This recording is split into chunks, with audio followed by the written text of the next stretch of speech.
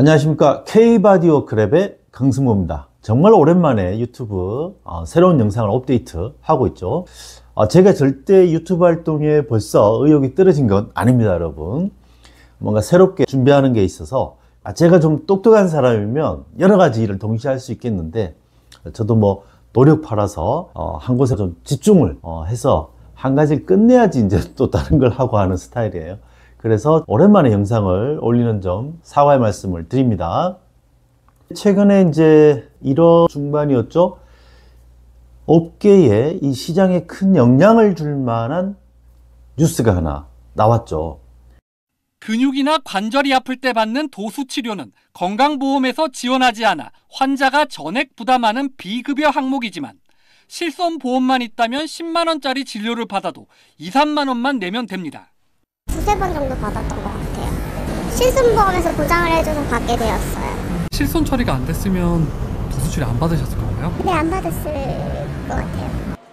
지난해 3월 한 달 기준 비급여 진료는 1조 8,800억 원, 연간으로는 22조 원이 넘을 걸로 추정됩니다. 도수 치료가 가장 많았고 체외 충격파가 뒤를 이었습니다. 비급여 항목은 가격도 고무줄이라 도수 치료의 경우 병원 간 최고 62배 차이였습니다. 정부의 개혁안은 비급여 항목 관리와 실손보험 혜택 축소가 핵심입니다. 먼저 과잉 진료 우려가 큰 비급여 항목은 관리급여로 정해 가격과 진료 기준을 만들기로 했습니다. 사회적으로 좀 문제가 되고 이게 좀 과잉하다라고 판단이 되는 항목에 대해서 건강보험에 일단 관리의 영역을 넣는 것입니다. 또 90에서 95%의 높은 본인 부담률을 적용하고 실손보험 보장 대상에서 뺍니다. 이렇게 되면 10만 원짜리 도수 치료를 받을 경우 9만 원에서 9만 5천 원이 환자 부담이 됩니다. 자, 잘 보셨습니까?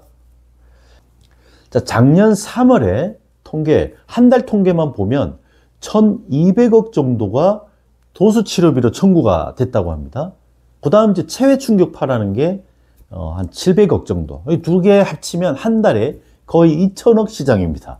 1년이면 2조 4천억 정도가 이 근골격 질환의 도수 치료와 체외 충격파 비급여 항목으로 청구된 금액이라는 거죠. 엄청나죠, 여러분?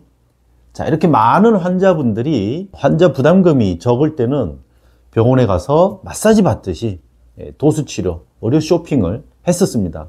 근데 이제 그러지 못하게 되었습니다.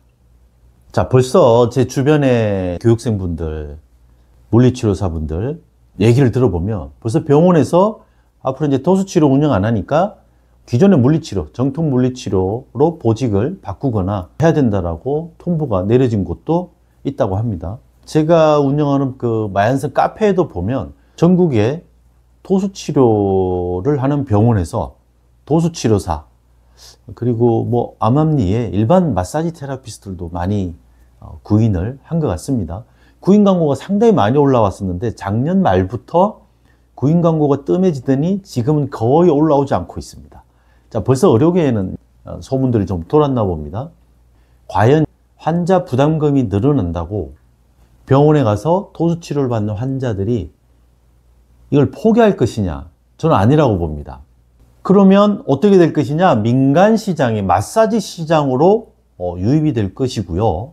통증이 심하거나 근골격 질환이 심한 분들은 병원에서 진료가 끝나면 필라테스나 요가, 퍼스널 트레이너, 그리고 재활 운동 쪽 가서 마사지 도수요법들 민간 시장의 서비스를 받으려고 할 겁니다. 물론 다 그럴 거라고 하는 건 아니고요. 민간에서 이 접촉, 손을 이용해서 직접적으로 뭉친 근육과 통증의 원인이 되는 근육을 풀려고 하는 도수요법 수요가 발생을 할 거라고 봅니다. 뭐 지금까지도 많은 분들이 마사지를 받을 때 단순한 이완, 스트레스, 수면 이런 걸 위해서 받는 게 아니었으니까요.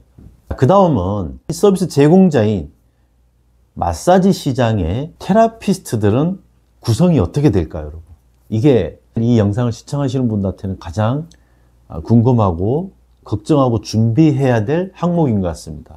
도수치료 하시던 물리치료사분들이 정통적인 물리치료 영역으로 가는 분들도 있을 겁니다.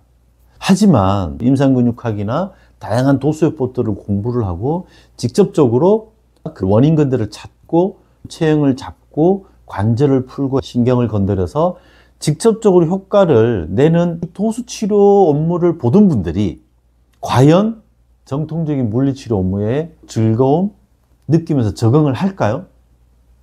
정말 많은 분들이 민간 시장으로 독립해서 나올 거라고 봅니다. 지금까지도 많은 물리치료사분들이 운동 처방이나 퍼스널 트레이닝 과정, 체육과에 가서 학위를 따거나 민간 자격들을 취득을 해서 일을 하는 분들 많죠. 그냥 체형 교정, 통증을 전문한 도수요법도 전문으로 하는 또 샵들이 또 많습니다.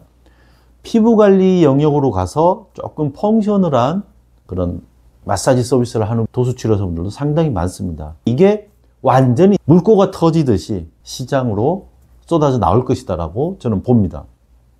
병원에서 도수치료는 일반 민간 시장보다 노동 강도가 셉니다. 거기 중증 질환자분들이 많이 오시고 만성 질환자분들이 많이 오시기 때문에 다루기도 힘들고 치료하기도 힘들고 또 환자분들이 엄청 많이 밀려 들어옵니다. 그렇기 때문에 도수치료 하시던 분들이 자기 손목, 손가락, 어깨, 팔꿈치, 허리, 근골격 질환 통증으로 병가와 오랜 기간 휴직을 하면서 다시 일을 하고 혹은 물리치료를 아예 그만두는 이런 일들도 정말 많습니다.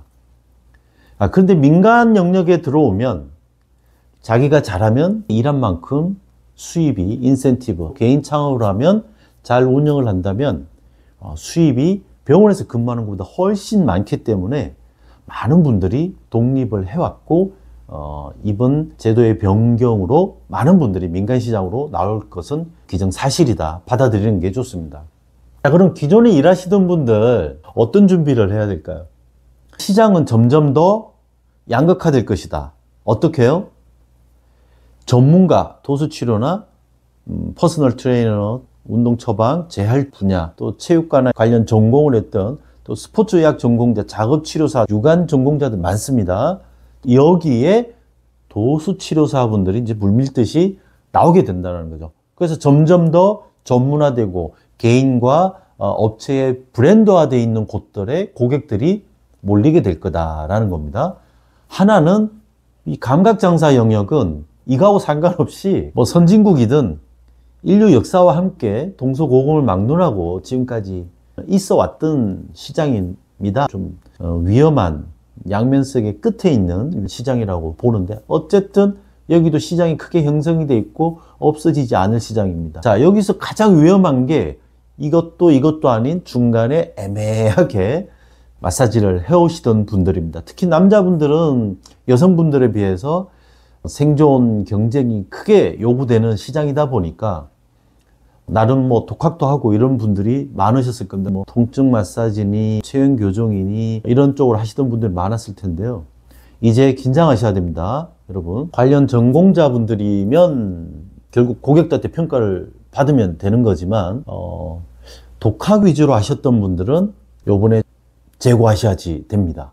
그래서 교육업체 또 교육을 전문으로 오랫동안 해오신 자기가 잘하는 것과 가르치는 건 좀 다릅니다. 잘 가르치시는 분의 전체적인 커리큘럼, 과정을 들으셔야지 학습이라는 건 지식이 이렇게 집적이 되고 배운 지식들을 경험과 함께 합쳐져서 이 융합이 됐을 때 내 것이 되는 거고 고객들이나 주변에서 전문성을 인정받을 수 있는 게 되는데 독학을 하시게 되면 지식이 조각이 돼서 나중에 시간이 지나면 뭘 많이 한 것 같은데 고객들한테는 인정받기 어렵고 내가 누군가한테 구체적으로 전문적으로 설명할 만한 이런 지식들이 남아있지 않게 됩니다.